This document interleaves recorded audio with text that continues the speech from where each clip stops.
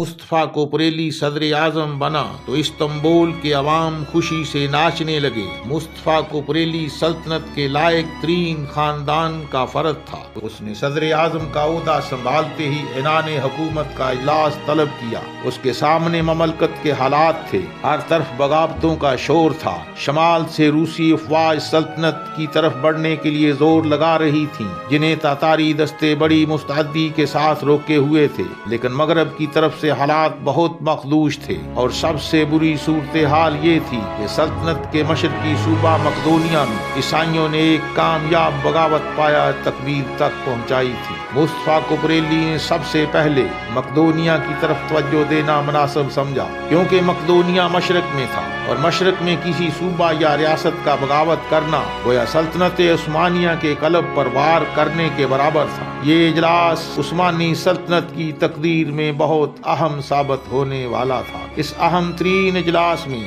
شمالی صوبہ کریمیا کے حکمران خان آف کریمیا سلیم گرائی کے علاوہ ہنگری کی فوجوں کے ایک مشہور سالار تکیلی کو بھی خاص طور پر مدعو کیا گیا۔ ہنگری گزشتہ جنگوں میں سلطنت عثمانیہ کا حلیف رہا تھا، یہاں تک کہ جنگ ویانا میں بھی ہنگری کے دستے سلطانی افواج کے ہمراہ تھے۔ اس اہم اجلاس میں فوج کے تمام بڑے بڑے سرداروں نے شرکت کی، چنانچہ طے کیا گیا کہ بہت جلد ایک بڑا لشکر، جس میں شمالی صوبہ کریمیا کی بڑی تاتاری فوج کے علاوہ استنبول کے ترک دستے شامل ہوں گے، موریا کی طرف روانہ کیا جائے گا، جس کی قیادت کا فریضہ صوبہ کریمیا کا حکمران سلیم گرائی آف کریمیا سر انجام دے گا۔ چنانچہ مجلس منعقد ہونے کے چند روز بعد ہی عثمانی لشکر مقدونیہ کی جانب روانہ ہونے کے لیے تیار تھا۔ مدام تھروشیا کا غرور ٹوٹنے کا وقت آ گیا تھا۔ عثمانی افواج خواب غفلت سے بیدار ہو چکی تھی۔ اب ان کا سربراہ مصطفیٰ کوپریلی تھا، جسے فتح کے سوا کوئی چیز پسند نہ تھی۔ مصطفیٰ کوپریلی نے خان آف کریمیا کے زیر قیادت ایک بڑی فوج موریا اور مقدونیہ کی طرف روانہ کر دی، اور یہ خبر مدام تھروشیا کے لیے انتہائی بری تھی، اگرچہ اسے اندازہ تھا کہ ایک نہ ایک دن عثمانی افواج اپنے مقبوضات واپس لینے کے لیے مقدونیہ کی طرف ضرور آئیں گی۔ لیکن سچ تو یہ تھا کہ جب سے اس نے ایک بچی کو جنم دیا تھا اور اسے انجانے ہاتھوں میں سونپ کر اس کے بدلے ایک اجنبی بچے کو گود لیا تھا، نہ جانے کیوں وہ پہلے سے بھی زیادہ کریہ الفطرت ہو گئی تھی۔ مدام تھروشیا نے کبھی بھی اس نو مولود کو ایک ماں بن کر گود میں نہیں اٹھایا تھا۔ بچے کا سارا کام خادمائیں سنبھالتی تھیں۔ مادام تو سارا دن اپنی سیاسی سرگرمیوں میں مصروف رہتی تھی۔ مدام تھروشیا کو یوں ہی خبر ملی کہ عثمانی افواج مقدونیہ کی طرف مارچ کر رہی ہیں، اس کی راتوں کی نیندیں حرام ہو گئیں۔ ابھی اسے مقدونیہ کی ملکہ بنے عرصہ ہی کتنا گزرا تھا، شاید 2 سال بھی پورے نہ ہوئے تھے، لیکن اس کا بہادر خامن کارپوس مطمئن تھا۔ اسے یقین تھا کہ آسٹریوی اور البانوی افواج کے ساتھ مل کر وہ ترکوں کو زبردست شکست دے گا۔ اس نے مدام تھروشیا سے کہا تھا وہ بالکل بھی فکر نہ کرے، مسلمان اب مقدونیہ کا صوبہ ان سے نہیں چھین سکتے۔ لیکن مدام تھروشیا ایک کینہ پرور اور وہمی عورت تھی۔ وہ ترکوں کی آمد سے تڑپ اٹھی اور دن رات شہنشاہ آف آسٹریا کو پیغامات بھجوانے لگی کہ وہ ترکوں سے نمٹنے کے لیے مقدونیہ کی طرف مزید فوج بھیجے۔ اور پھر ایک دن ترک افواج مقدونیہ کی دیواروں تلے آ پہنچی۔ تاتاری دستوں کی سپہ سالاری کا فریضہ سلیم گرائی سر انجام دے رہا تھا، اور ترک افواج کا سپہ سالار خالد پاشا تھا۔ اہل مقدونیہ نے شہر کے دروازے بند کر لیے۔ کارپوس کے دل میں ذرہ بھر خوف بھی نہیں تھا۔ اس کے پاس کئی ماہ تک کامیاب محاصرہ جاری رکھنے کے لیے رسد کا ضرورت سے زیادہ سامان تھا۔ اس کے علاوہ البانوی اور آسٹروی افواج شہر سے باہر قدرے ہٹ کر ایک مقام پر پڑاؤ ڈالے ہوئے تھی۔ کارپوس نے محاصرے کے پہلے دن اپنی چہیتی ملکہ مدام تھروشیا سے کہا، تھروشیا، میں کئی دن سے دیکھ رہا ہوں کہ تم اداس اور پریشان ہو۔ تم یہ سوچتی ہو کہ ہماری فتح عارضی ثابت ہوئی اور مسلمان آ پہنچے، لیکن تھروشیا میری بات غور سے سنو۔ میں کسی قیمت پر مسلمانوں کو مقدونیہ نہیں دوں گا۔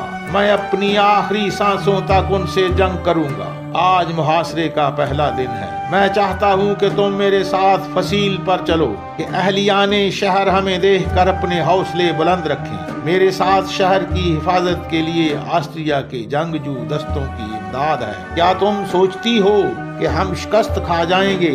نہیں تھروشیا، ایسا نہیں ہوگا۔ ترک اور تتاری افواج شہر کو محاصرے میں لیے ہوئے تھیں۔ محاصرے کے پہلے روز ہی ترک دستوں نے اپنی توپوں کے منہ کھول دیے۔ وہ بڑی بے باکی سے لڑ رہے تھے اور سر عسکر خالد پاشا ہر قیمت پر مقدونیہ عیسائیوں سے دوبارہ چھیننا چاہتا تھا، لیکن کارپوس کے جانباز بھی کسی سے کم نہ تھے۔ تمام یونانی نوجوان کارپوس کی ذاتی سپاہ میں شامل ہو چکے تھے۔ شہر کا مذہبی پیشوا بطری خود بنفس نفیس فصیلے شہر پر شہریوں کے حوصلے بڑھانے کے لیے آیا تھا۔ شام تک دونوں طرف سے خوب گولہ باری ہوتی رہی۔ غروب آفتاب سے کچھ دیر پہلے خالد پاشا نے گولہ باری روک دینے کا حکم دیا۔ خالد پاشا نے اپنے لشکر کو 2 حصوں میں تقسیم کر دیا تھا۔ لشکر کا ایک حصہ سلیم گرائی خان کریمیا کی سرگردگی میں آسٹروی لشکر کی جانب نکل گیا تھا۔ اگلی صبح خالد پاشا کے پاس پیغام پہنچا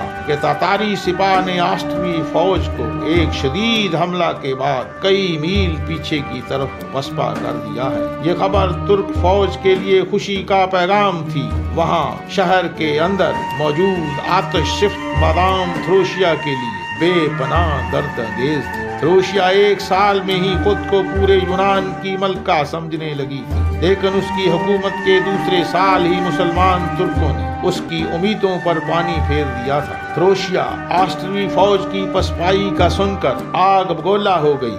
اس کے منہ سے مغلظات کا طوفان امٹ پڑا۔ وہ نالائق عیسائیوں کو کوس رہی تھی جنہوں نے ترک مسلمانوں کی بہادری کا ہوا اپنے دلوں پر طاری کر رکھا تھا۔ تیسرے روز خالد پاشا کی توپوں نے مقدونیہ کے قلعے کو بیخو بن سے ہلا کر رکھ دیا۔ کارپوس کے جانباز جان توڑ کر لڑے۔ چوتھا روز محاصرے کا آخری روز ثابت ہوا۔ چوتھے روز سے پہر سے جب مقدونیہ کی دیواریں مسمار ہوئیں تو کارپوس اپنے 10,000 جانبازوں کو لے کر شہر سے باہر نکلا۔ اسے آج بھی یقین تھا کہ وہ جیسے ہی دشمن پر حملہ کرے گا، خداوند یسوع مسیح کی مہربانی سے اسی وقت آسٹروی فوج کی کمک اس تک آ پہنچے گی۔ لیکن اسے معلوم نہیں تھا کہ آسٹروی فوج تو مقدونیہ شہر سے بہت دور ایک کھلے میدان میں خان آف کریمیا کی تاتاری فوج کے حملوں کی زد میں تھی۔ کارپوس کو باہر آتا دیکھ کر مسلمان سپاہ سالار خالد پاشا کے ہونٹوں پر مسکراہٹ رینگ گئی۔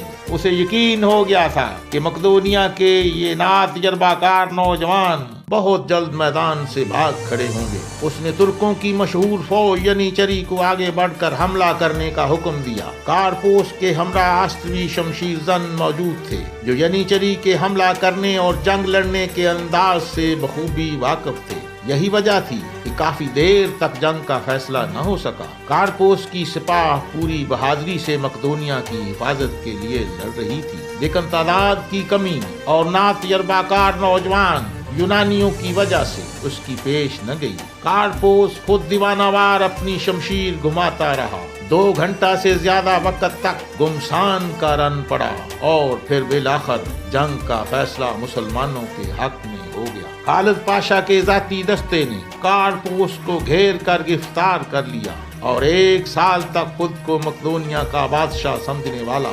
کارپوس بابائے زنجیر خالد پاشا کے سامنے حاضر کر دیا گیا۔ خالد پاشا نے مقدونیہ کے باغیوں کو سزائے موت کا حکم سنایا اور یہ فیصلہ کیا کہ مقدونیہ کی بغاوت کے ذمہ دار یونانی سرداروں کو سرے بازار قتل کر دیا جائے تاکہ آئندہ کسی یونانی سردار کو مسلمانوں کے خلاف بغاوت کرنے کی جرت نہ ہو۔ لیکن خالد پاشا نے اپنی فوج کو سختی کے ساتھ حکم دیا تھا کہ شہریوں کے ساتھ کوئی زیادتی نہ کی جائے۔ اس نے سب سپاہیوں کو علی الاعلان حکم دیا اگر کوئی سپاہی رعایا میں کسی کے ساتھ زیادتی کا مرتکب پایا گیا تو اسے بھی سزائے موت ہی دی جائے گی۔ چنانچہ یوں ہی شہر فتح ہوا۔ خالد پاشا نے عوام کے لیے عام معافی کا اعلان کر دیا۔ آج مدام تھروشیا کا سارا غرور خاک میں مل چکا تھا۔ اپنے باپ جنرل ڈیگاس کے بعد تھروشیا نے اپنے خاوند کی عبرتناک موت کا منظر دیکھا تو اس کا ذہن پہلے سے بھی زیادہ مسلمانوں کا دشمن ہو گیا۔ اس نے بازار کے چوراہے میں کارپوس کا مردہ جسم لٹکا ہوا دیکھا، لیکن ایک آنسو بھی نہ بہایا، بلکہ اس نے اپنے دل میں قسم کھائی کہ اب وہ اپنی باقی ماندہ ساری زندگی مسلمانوں سے انتقام لینے میں صرف کر دے گی۔ کارپوس کی موت کے بعد تھروشیا کے لیے مقدونیہ میں رہنا غیر ضروری تھا، لیکن اس نے پھر بھی مقدونیہ میں رہنا قبول کیا۔ وہ اپنے بچے کو تیار کرنا چاہتی تھی، اسے بتانا چاہتی تھی کہ کس طرح ظالم مسلمانوں نے اس کے بہادر باپ کو موت کے گھاٹ اتارا تھا۔